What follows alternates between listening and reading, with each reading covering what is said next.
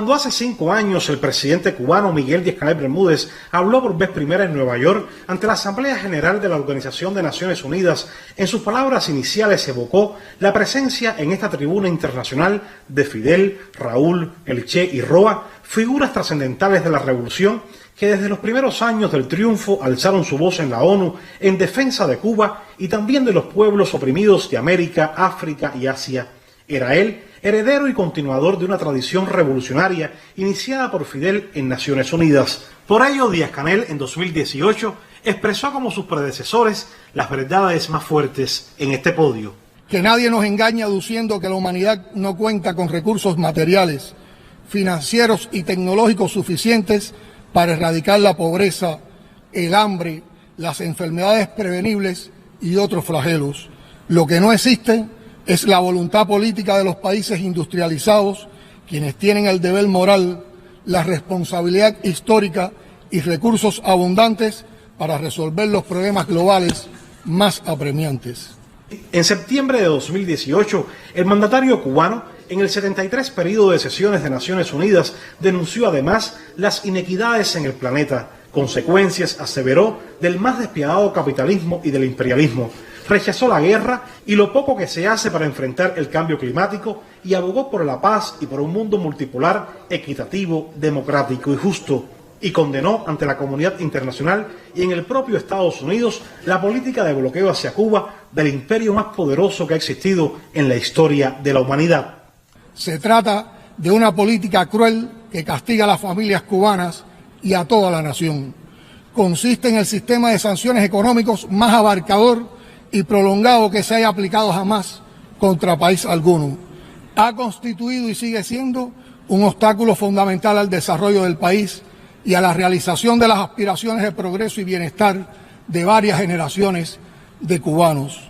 Como se ha dicho por tantos años en este mismo escenario, el bloqueo daña gravemente también, por su agresiva aplicación extraterritorial, la soberanía y los intereses de todos los países. Hacia el final de su discurso, Díaz-Canel confesó sentirse emocionado, pues hablaba exactamente el mismo día en que se cumplían 58 años de que Fidel, de Verde Olivo, joven y rebelde, por vez primera levantara su voz en este podio. Durante 4 horas y 30 minutos, el 27 de septiembre de 1960, en el más extenso y profundo de los discursos que se han pronunciado en Naciones Unidas, el entonces primer ministro cubano dijo las verdades que hasta ese momento nadie había expresado en ese foro. Desaparezca la filosofía del despojo y habrá desaparecido la filosofía de la guerra.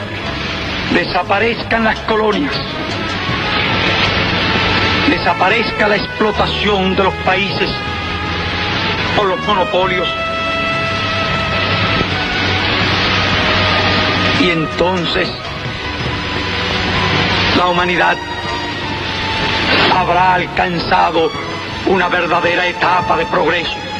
Fue aquel de 1960 un viaje a Nueva York difícil para Fidel, algo que sabía desde antes de salir de Cuba.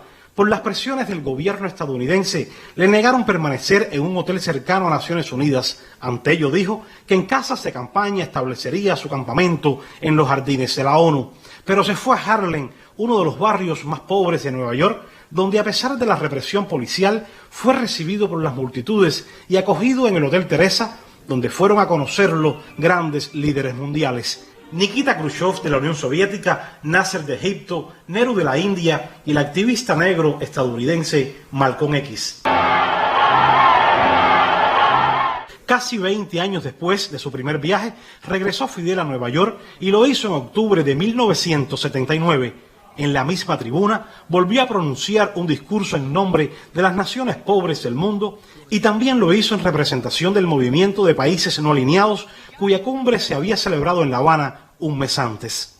Y hemos venido a advertir que si no resolvemos pacífica y sabiamente las injusticias y desigualdades actuales, el futuro será apocalíptico. Las visitas de Fidel a Nueva York fue en 1995, en el aniversario 50 de Naciones Unidas. Ante más de 140 jefes de Estado, el líder cubano pronunció tal vez una de sus disertaciones más breves. En solo 6 minutos, ahora, haciendo gala de la síntesis, ofreció una panorámica de los grandes problemas de la humanidad. Queremos un mundo sin hegemonismos, sin armas nucleares, sin intervencionismos, sin crueles bloqueos que matan a hombres, mujeres y niños, jóvenes y ancianos, como bombas atómicas silenciosas. 5 años más tarde, en septiembre de 2000, para la Cumbre del Milenio, volvió Fidel a Nueva York, en la que sería su cuarta y última visita a la ONU. De aquel entonces, muchos recuerdan el momento en que justo antes de comenzar a hablar, el comandante con su pañuelo ocultó los 2 bombillos que al encenderse indicaban al orador que debía concluir. Como en las 3 ocasiones anteriores, Fidel habló del peligro y los desafíos de la especie humana, del cambio climático, del hambre, de las guerras y planteó la imperiosa necesidad de refundar la ONU para salvar el planeta.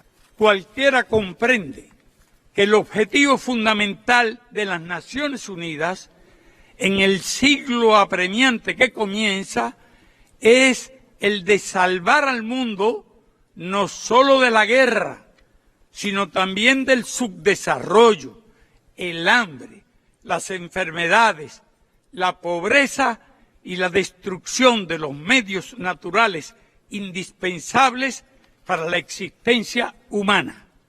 Y debe hacerlo con premura antes de que sea demasiado tarde. Nuestra convicción es que la lucha por lo imposible debe ser el lema de esta institución que hoy nos reúne. Muchas gracias.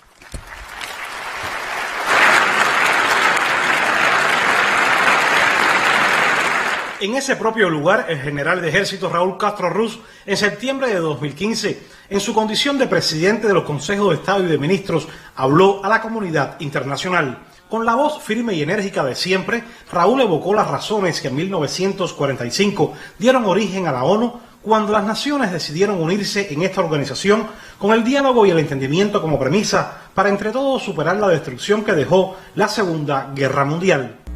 El compromiso asumido en 1945 de promover el progreso social y elevar el nivel de vida de los pueblos y su desarrollo económico y social sigue siendo una quimera, cuando 795 millones de personas sufren hambre, 781 millones de adultos son analfabetos y 17.000 niños mueren cada día de enfermedades curables.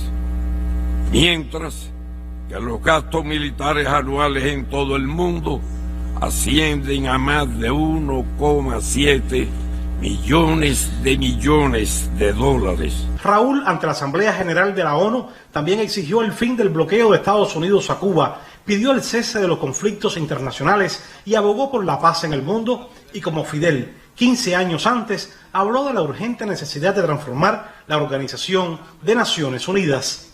Cuba celebra con profundo compromiso el 70 aniversario de la Organización de las Naciones Unidas.